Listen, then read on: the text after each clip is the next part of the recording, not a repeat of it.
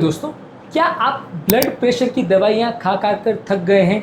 यदि आपको ऐसा लगता है कि आपको कोई ऐसा ट्रिक चाहिए या ऐसी कोई ट्रीटमेंट चाहिए जो बगैर दवा भी आपके ब्लड प्रेशर को सिग्निफिकेंटली इंप्रूव कर सकता है, तो ये समझ लीजिए कि इंटरमिटेंट फास्टिंग में कुछ राज छुपे हैं।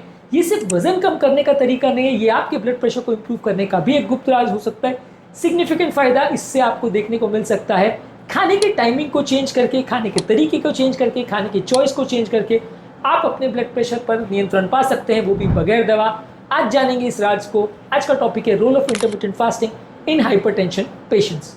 टॉपिक पर जाने से पहले जो लोग हमारे चैनल पर नए हैं उन्हें रिक्वेस्ट करूंगा कि चैनल को सब्सक्राइब करें, वीडियोस को लाइक करें, शेयर करें, फॉलो करें, कमेंट करें, पूरा देखें। टॉपिक इंपॉर्टेंट है, इसे अंत तक देखिएगा। टॉपिक के मिड पोर्शन में ट्रिविया सेक्शन में फास्टिंग संबंधित और हाइपरटेंशन संबंधित कुछ इंपॉर्टेंट स्टडीज और फैक्ट्स आपको बताऊंगा जो आपको ज्ञान भी देंगे और हैरान भी करेंगे।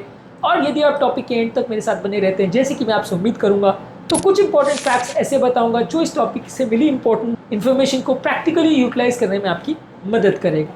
तो चलिए शुरू करते हैं मेरे साथ ये साइंटिफिक सेशन।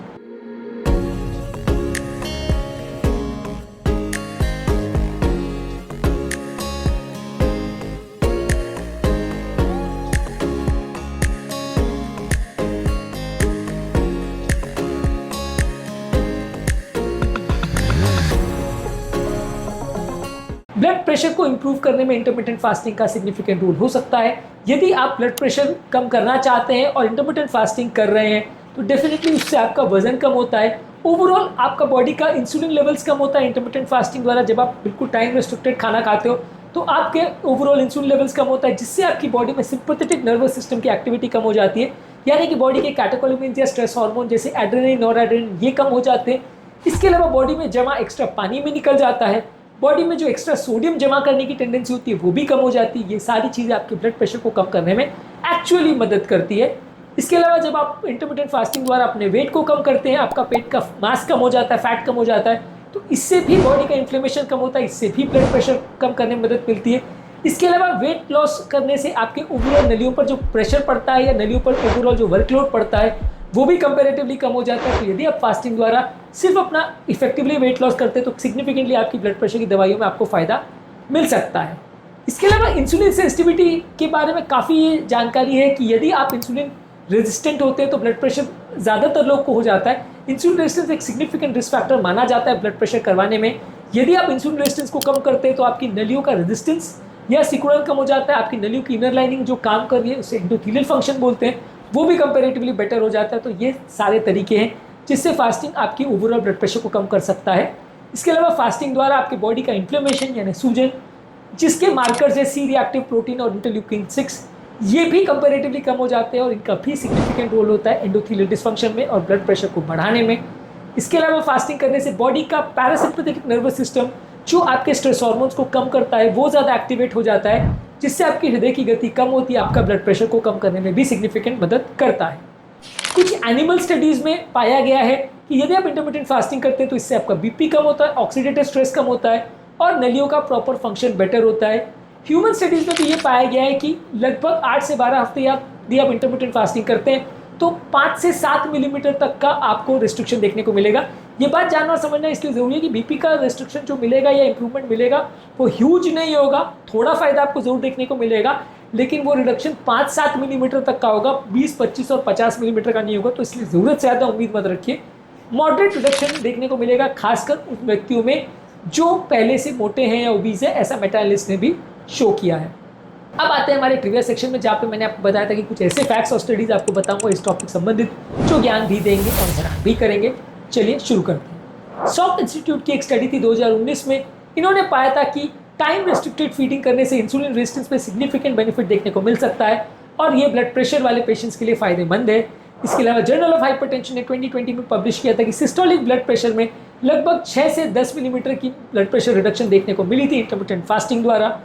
इसके अलावा एक मेटाबॉलिक स्विच थ्योरी है, जिसमें बेसिकली मतलब ये है कि यदि आप ग्लूकोज के बदले अगर फैट का प्रयोग करते हैं तो ये आपकी बॉडी के जो नॉरेप्रिनेफ्रिन है या एड्रेनलिन है उसको कंपैरेटिवली कम करता है, नेचुरली कम करता है। इससे भी आपको ब्लड प्रेशर में फ़ायदा मिलता है। इसके अलावा रमज़ान के टाइम पे जो स्टडी की गई है मुस्लिम पॉपुलेशन में, वहाँ पे भी पाया गया कि रमज़ान के दौरान यदि आप फास्टिंग करते हो तो ब्लड प्रेशर को कम करने में सिग्निफिकेंट मदद कर सकता है। इसके अलावा ऑल्टरनेट डे फास्टिंग पर एक मेटा एनालिसिस यानी एक बहुत बड़ी स्टडीज के कलेक्शन ने ये शो किया है कि इस तरह के जब आप फास्टिंग पैटर्न करते हैं तो आपके ब्लड प्रेशर में लगभग 7 मिलीमीटर तक का रिडक्शन देखने को मिल सकता है। इसके अलावा फास्टिंग से आपके sympathetic nervous system better control होता है, तो इससे आपका हार्ट फेलियर होने का चांस और ब्लड प्रेशर को कंट्रोल करने में भी मदद मिलती है। इसके अलावा फास्टिंग द्वारा बॉडी का एक बायोलॉजिकल क्लॉक एक्टिवेट हो जाता है, जिससे आपके ब्लड प्रेशर में होने वाले वेरिएशंस या फ्लक्चुएशंस को भी कम करने में मदद मिलती है। इसके अलावा यदि आप शरीर को भूखा नहीं मारते हैं और सिर्फ कैलोरी रिस्ट्रिक्शन करते हैं और सभी अपने टाइम पैटर्न को सुधारते हैं, तो यहाँ से आपके ब्लड प्रेशर को कंट्रोल करने में भी सिग्निफिकेंट मदद मिलती है। ये भी खाने की टाइमिंग द्वारा जो स्टडीज़ की गई है उनमें भी ये साबित हुआ है। प्रीवियस सेक्शन में आज इतना ही। अब वापस आते हैं हमारे टॉपिक पर, जहाँ पर हम हाइपरटेंसिव पेशेंट्स के रिलेटेड इंटरमिटेंट फास्टिंग पर बात कर रहे थे। कुछ इंपॉर्टेंट चीज़ें जिससे हाइपरटेंशन पेशेंट्स को ध्यान रखने की जरूरत है यदि ये फास्टिंग कर रहे हैं। यदि आप फास्टिंग प्रॉपर कर रहे हैं तो अपने डॉक्टर से एक बार ज़रूर संपर्क कर लीजिए, क्योंकि आपकी मेडिसिन को किस टाइम पे लेना है, कैसे लेना है, ये सारी चीज़ें जानने समझने में आपकी मदद करेगा। इसके अलावा पानी ज़्यादा पीना ज़रूरी है, नहीं तो कई बार डिहाइड्रेशन की वजह से बीपी की मेडिसिन में सिग्निफिकेंट प्रॉब्लम्स देखने को मिल सकती है। धीरे धीरे करके अपने फास्टिंग के रेजिमेंट्स को बढ़ाइए यदि आप खासकर उम्र दराज है तो, नहीं तो कई बार बीपी में सिग्निफिकेंट वेरिएशन देखने को मिल सकते हैं। इसके अलावा ये भी समझने की ज़रूरत है कि ये टाइम रेस्ट्रिक्टेड फीडिंग से जो ब्लड प्रेशर में फ़ायदा है वो हर व्यक्ति को देखने को नहीं मिलेगा।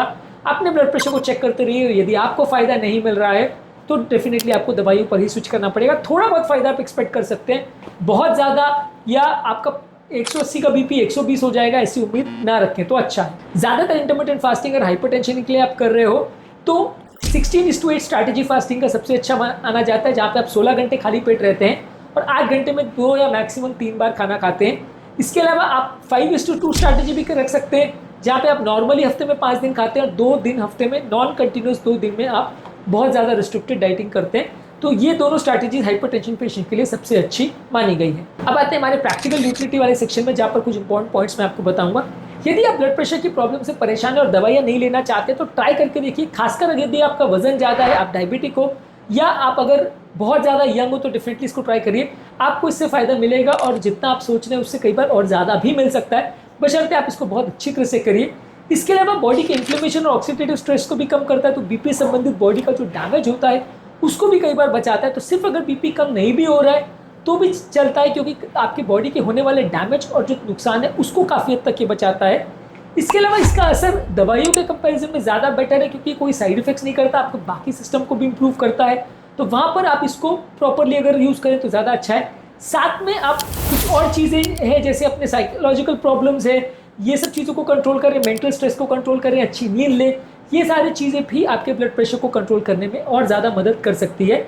ओवरऑल ये सारी चीज़ों को यदि पूरा परिवार मिलकर करता है तो ओवरऑल ये आपके परिवार की बहुत सारी बीमारियों को और खासकर यंग लोगों में होने वाले हाइपरटेंशन को कंट्रोल करने में काफ़ी मदद करता है। जब पूरा फैमिली इस तरह की थेरेपी को एक साथ मिलकर करता है तो पेशेंट को इंकरेजमेंट भी अच्छा मिलता है और उसका रिजल्ट्स भी ज़्यादा अच्छे आते हैं।